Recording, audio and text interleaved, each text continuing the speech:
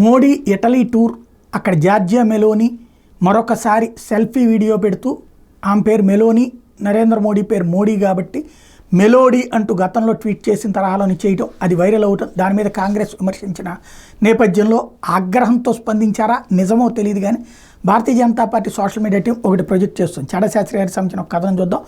Modi Italy నుండి ఏం తెచ్చాడు కాంగ్రెస్ వెటకారం. మోడీ 225 పేజీల కోర్టు డాక్యుమెంట్ బాంబు కాంగ్రెస్ని ఎత్తిన వేయడానికి తెచ్చాడు. వివరాలు బిజినెస్ వరల్డ్ పేపర్లో వచ్చినటువంటి కథనం ప్రకారం క్లుప్తంగా 2014 మోడీ ప్రధానిగా ప్రమాణ స్వీకారం చేయడం దాదాపు 8 నెలల ముందు ఇటలీలోని ఒక న్యాయస్థానం ఒక ఇటాలియన్ డిఫెన్స్ కంపెనీకి చెందిన ఉన్నత స్థాయి సీఈఓ, చైర్మన్ మరియు 2 మధ్యవర్తులతో సహా 4 అగస్టా వెస్ట్లాండ్ హెలికాప్టర్ కుంభకోణంలో దోషులుగా పేర్కొంది. ఆ తర్వాత కాలంలో ఒకరికి 4 సంవత్సరాలు, ఒకరికి 5 సంవత్సరాలు జైలు శిక్ష విధిస్తూ తీర్పిచ్చింది. అయితే 2013లో భారతదేశ ప్రభుత్వపు ఒత్తిడితో అప్పటి ఇటలీ ప్రభుత్వం ఈ తీర్పు కాగితాలు ఎప్పుడూ బహిరంగపరచలేదు.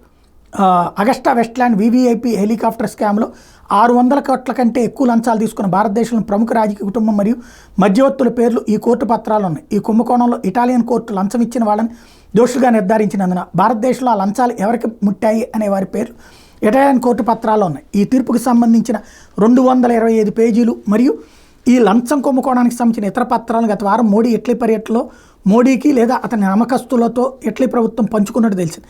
ఈ లంచాల కుంభకోణం మొదటిసారిగా ఇటలీలో ఫిబ్రవరి 2013లో హెలికాప్టర్ తయారీదారు ఆయన అగస్టా వెస్ట్లాండ్ కంపెనీ యొక్క సీఈఓ బ్రూనో స్పాగ్నోలిని మరియు అగస్టా యొక్క ఇటాలియన్ మాతృ సంస్థ ఫిన్ మెకానికా చైర్మన్ గైసెప్పి ఓర్సి అరెస్ట్తో వెలుగులోకి వచ్చింది. భారత వైమానిక దళంతో చాపర్ ఒప్పందాన్ని కుదుర్చుకోవడానికి అంతర్జాతీయ అవినీతి, లంచం మరియు మనీ లాండరింగ్ ఆరోపణల మీద మిలన్ కోర్ట్ ఆఫ్ అప్పీల్స్ భారత హైకోర్టుకు సమానం 2 మధ్యవర్తులు గైడో హష్కే మరియు కార్గో గెరోసాతో పాటు 2 దోషులుగా నిర్ధారించింది.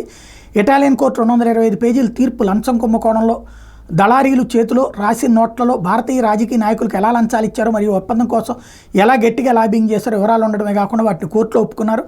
ఇతరుల పేర్లతో పాటు ఈ తీర్పు ఒక ప్రముఖ రాజకీయ పార్టీ ప్రధాన కార్యదర్శి మరియు భారత మాజీ జాతీయ భద్రతా సలహాదారుకు వ్యతిరేకంగా ఉన్న సాక్ష్యాన్ని ఉదహరించింది. భారతదేశ పెద్ద రాజకీయ నాయకులలో ఒకరి పేరు మరియు ఒక రాజకీయ కుటుంబానికి చెందిన వ్యక్తి పేరు 193 మరియు 204 పేజీలో ప్రస్తావించబడింది. అట్లాగే ఇటాలియన్ కోర్టు తీర్పులోని 9వ పేజీలో లంచాలు అంటే కమిషన్ మొత్తం 30 మిలియన్ యూరోలను ఎలా పంపిణీ చేయాలనే దాని మీద మధ్యవర్తి క్రిస్టియన్ మిచెల్ జేమ్స్ ప్రస్తుతం భారత కస్టడీలో ఉన్న బ్రిటిష్ భారతీయుడు చేతిలో రాసిన నోట్ని సాక్ష్యంగా తీసుకున్నారు. భారతదేశంలో డిఫెన్స్ సెక్రటరీ, డిజి అక్విజిషన్, డిఫెన్స్ మినిస్ట్రీ, జాయింట్ సెక్రటరీలతో సహా యూపీఏ హయాంలోని బ్యూరోక్రాట్ల మధ్య ఈ లంచం డబ్బు ఎలా పంచబడిందో ఈ నోట్లు వివరాలు ఇచ్చాయి. ఎయిర్ ఫోర్స్ అధికారులకు 6 మిలియన్ యూరోలు మరియు బ్యూరోక్రాట్లకు 8.4 మిలియన్ యూరోలు చెల్లించినట్టు ఇటాలియన్ కోర్టు తీర్పు వెల్లడించింది. ఏపీ అనే ఇనీషియల్తో రాజకీయ కార్యదర్శితో సహా భారతీయ రాజకీయ నాయకులు దాదాపు 14 నుండి 16 మిలియన్ యూరోలు చెల్లించినట్టు తీర్పులో ఉటంకించిన పత్రాలు చెప్తున్నాయి. పేజీ నెంబర్ తీర్పులో 163 మరియు 164 భారత మాజీ ప్రధానమంత్రిని పేర్కొన్నాయి మరియు ఒప్పందం కోసం ఓర్సి అతనితో ఎలా లాబింగ్ చేశారో వివరించింది. ఇదంతా 2013లో ఇటలీలో జరిగినందున ఈ పత్రాలు బయటికి రాకుండా మోడీ ప్రధాని కావడానికి ముందు ఇక్కడ గత ప్రభుత్వం ఇటలీ ప్రభుత్వంతో ఒత్తిడి చేసి లాబింగ్ చేసిందని తెలుస్తోంది.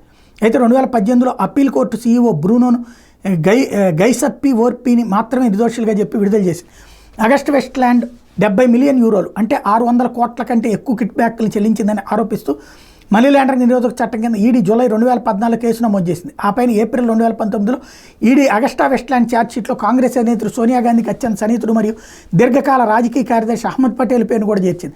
2016 డిసెంబర్లో కుంభకోణం జరిగిన టైంలో పనిచేసిన ఎయిర్ చీఫ్ మార్షల్ త్యాగిని సిబిఐ అరెస్ట్ చేస్తే 2018లో బెయిల్ మీద బయటకు వచ్చారు. ఏపీ మరియు ఎఫ్ఏఎం అనే సంక్షిప్త పదాలను కలిగి ఉన్న పత్రాలను స్విస్ పోలీసులు స్వాధీనం చేసుకున్నారు. ఏపీ అంటే అహ్మద్ పటేల్ అని, ఫామ్ అంటే ఫ్యామిలీ, సోనియా కుటుంబం, ఒక దళారి మిచెల్ భారత్ కస్టడీలో ఉన్నాడు. అయినా లంచాలు భారత్లో ఎవరికి ఇచ్చారనే పేర్లను వాడు చెప్పడం లేదు. దాంతో విచారణకు ముందు సాగడం లేదు. అందుకే ఇటలీలోని కోర్టు తీర్పు పత్రాలలో ఉన్న వివరాలు లేకుండా కేసు ముందుకు సాగదు. అయితే ఇప్పుడు ఆ కీలక పత్రాలను ఇటలీ దేశం భారత్తో పంచుకోవడంతో ఈ హెలికాప్టర్ స్కామ్ కొలిక్కొచ్చే అవకాశం ఉంది. అలాగే ఈ విషయం మీద కోర్టు ఎలా స్పందిస్తాయో చూడాలని చెప్పుకొచ్చారు.